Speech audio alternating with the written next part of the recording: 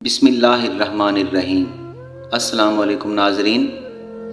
اسرائیل پر ایرانی میزائل اور راکٹ حملے جہاں پوری دنیا کی میڈیا کی ہیڈ لائن بنے ہوئے ہیں، وہیں نہ صرف تیسری عالمی جنگ کے امکانات میں اضافہ ہوا ہے بلکہ خطے میں بدترین خانہ جنگی کے اثرات نظر آ رہے ہیں۔ مگر کیا آپ جانتے ہیں کہ اسرائیل کا قریبی اتحادی ایران اسرائیل کا دشمن کیسے بنا؟ آج کی ویڈیو میں ہم آپ کو تاریخ کے حوالے سے وہ حقائق بتائیں گے جو ایران اسرائیل کشیدگی کا پس منظر بھی ہیں، اور پچھلے 50 سالوں کے دوران دونوں ملکوں کے بگڑتے تعلقات کا جائزہ بھی لیں گے۔ ناظرین، ایران اور اسرائیل پچھلے چند دہائیوں سے ایک دوسرے کے کھلے دشمن بن چکے ہیں، اور ایران کا کہنا ہے کہ وہ اسرائیل کو دنیا کے نقشے سے مٹانا چاہتا ہے۔ اسرائیل اور ایران کے درمیان یہ کشیدگی اس حد تک بڑھ چکی ہے کہ ایران اسرائیل کو تباہ کرنے کی دھمکیاں دے رہا ہے۔ اسرائیل اپنی طرف سے ایران کو اپنا سب سے بڑا مخالف سمجھتا ہے، لیکن کیا آپ جانتے ہیں کہ ایسا ہمیشہ سے نہیں تھا؟ در حقیقت ایران کے 1979 کے اسلامی انقلاب تک اسرائیل اور ایران اتحادی تھے۔ ایران 1948 میں اسرائیل کے قیام کے بعد اسے تسلیم کرنے والی پہلی ریاستوں میں سے ایک تھا۔ ایران ترکی کے بعد دوسرا اسلامی ملک تھا جس نے یہودی ریاست کو تسلیم کیا۔ اس وقت ایران پر محمد رضا پہلوی کی بادشاہت تھی، اور ایران مشرق وسطیٰ میں سب سے بڑی یہودی کمیونٹی کا گھر تھا۔ اپنے قیام کے وقت اسرائیل اپنی ضرورت کا 40% تیل ایران سے درآمد کرتا تھا، اور بدلے میں اسلحہ، ٹیکنالوجی اور زرعی مصنوعات فروخت کرتا تھا۔ ناظرین، اسرائیل ایران کو عرب ریاستوں کے خلاف اتحادی سمجھتا تھا۔ ایران نے خطے کے عرب ممالک کے خلاف جوابی کارروائی کے طور پر امریکی حمایت یافتہ اسرائیل کا خیر مقدم کیا۔ اس وقت اسرائیل نے ایرانی زرعی ماہرین کو تربیت دی، تکنیکی معلومات فراہم کی، اور ایرانی مسلح افواج کی تشکیل اور تربیت میں مدد کی۔ ناظرین، اسرائیل کی خفیہ ایجنسی موساد نے شاہ ایران کی خفیہ پولیس ساواک کو تربیت دی تھی۔ اس کے عوض شاہ ایران نے اسرائیل کو تیل کی شکل میں ادائیگی کی، کیونکہ اس کی بڑھتی ہوئی معیشت کو ایندھن کی ضرورت تھی، یعنی اسرائیل کو طاقتور بنانے والا دراصل ایران ہی ہے۔ ناظرین، ایران اسرائیل سے باہر دوسری بڑی یہودی برادری کا گھر بھی رہا ہے۔ اس کے باوجود اسلامی انقلاب کے بعد بہت سے یہودی ملک چھوڑ گئے، مگر آج بھی 2000 سے زیادہ یہودی ایران میں آباد ہیں۔ 1979 میں ایرانی انقلاب میں شاہ ایران کا تختہ الٹ دیا گیا تو ڈرامائی طور پر دونوں ملکوں کے تعلقات ختم ہو گئے۔ ایران کے روحانی پیشوا آیت اللہ خامنائی اسرائیل کو بیت المقدس پر قابض غیر قانونی ریاست قرار دیتے ہیں۔ 1980 میں فلسطین میں اسرائیل کے خلاف پہلی مسلح تنظیم اسلامی جہاد کا قیام عمل میں لایا گیا، تو اس کے پیچھے بھی ایران تھا۔ ایران اور عراق کے درمیان 1980 سے 1988 تک جاری رہنے والی جنگ کے دوران اسرائیل نے صدام حکومت کے خلاف تہران کو 1500 میزائل فراہم کیے تھے۔ 1982 میں اسرائیل نے پڑوسی ملک لبنان پر حملہ کر کے فلسطینی گروپس کے خلاف کارروائیاں کی، تو اس دوران دارالحکومت بیروت پر بھی مختصر وقت کے لیے قابض ہو گیا۔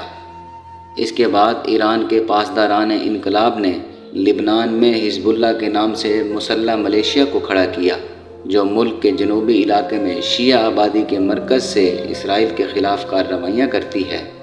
ناظرین، اسرائیل یہ الزام عائد کرتا ہے کہ حزب اللہ نے دیگر ملکوں میں بھی اس کے مفادات کے خلاف کارروائیاں کی، جن میں سے سن 1992 میں ارجنٹائن میں اسرائیلی سفارت خانے پر بم حملے میں 29 افراد کی ہلاکت، جبکہ 1994 میں یہودی کمیونٹی سینٹر پر حملے میں 50 افراد کے مارے جانے کا واقعہ شامل ہے۔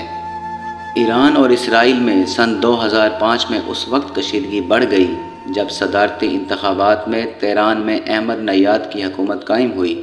احمد نیاد نے متعدد مواقع پر اسرائیل کے خاتمے کے بیانات دیے، جبکہ ہولوکاسٹ کو ایک وہمہ قرار دیا۔ اسی برس ایران نے اصفہان کے ایٹمی پلانٹ میں یورینیم کی افزودگی شروع کر دی۔ ناظرین، جب 2015 میں عالمی طاقتوں نے ایران کے ساتھ مذاکرات میں ایٹمی ہتھیاروں کے حوالے سے معاہدہ کیا، تو اسرائیلی وزیر اعظم نتن یاہو نے اس کو تاریخی غلطی قرار دیا تھا۔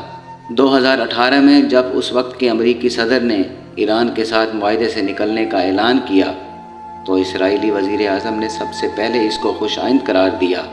امریکہ کے معاہدے سے نکلنے کے بعد ایران نے ایٹمی پلانٹ میں یورینیم کی افزودگی دوبارہ شروع کرنے کا اعلان کیا۔ باضابطہ طور پر شام کے ساتھ حالت جنگ میں رہنے والے اسرائیل نے دمشق میں جاری خانہ جنگی سے خود کو دور رکھا، جو 2011 میں شروع ہوئی، لیکن 2013 کے بعد سے اسرائیل شام کے خلاف برسر پیکار ہے۔ جب شامی صدر بشار الاسد کی حمایت میں ایران اور حزب اللہ کھل کر سامنے آئے، اس دوران اسرائیل شام میں حزب اللہ پر سینکڑوں حملے کر چکا تھا۔ اسرائیل نے دیرینہ حریف سعودی عرب سے تعلقات کو بہتر بنانے کی کوششیں کی، جسے ایران خطے میں ایک اہم مذہبی اور علاقائی حریف کے طور پر دیکھتا ہے۔ ناظرین، 2020 میں سعودی عرب کے اتحادیوں متحدہ عرب امارات اور بحرین نے اسرائیل سے تعلقات معمول پر لانے کے معاہدے پر دستخط کیے تھے۔ امریکہ نے اسرائیل اور سعودی عرب کے درمیان رابطے کی کوشش کی، لیکن غزہ جنگ کی وجہ سے یہ کوششیں پٹڑی سے اتر گئیں۔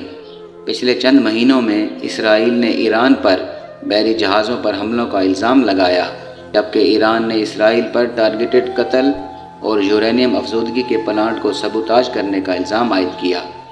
اسرائیل پر 2022 اور 2023 میں پاسداران انقلاب کے سرکردہ ارکان سمیت شام میں ایرانیوں پر ٹارگیٹڈ حملوں کا الزام لگایا گیا تھا۔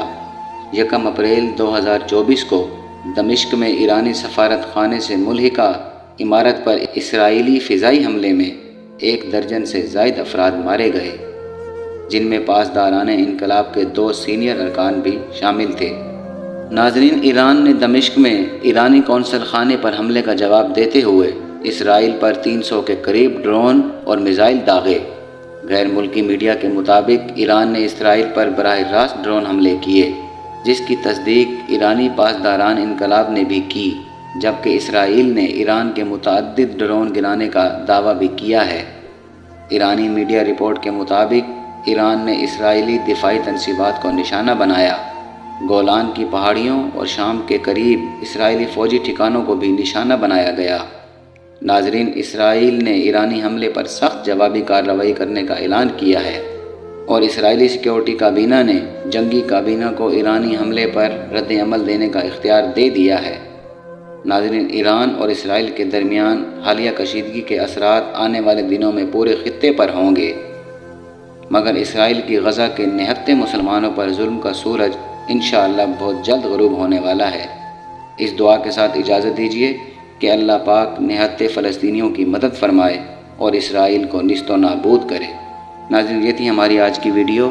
امید کرتے ہیں کہ ہماری ویڈیو آپ کو پسند آئی ہوگی۔ انشاءاللہ بہت جلد آپ کی خدمت میں ایک نئی ویڈیو کے ساتھ حاضر ہوں گے۔ تب تک کے لیے اجازت دیجیے۔ اللہ حافظ۔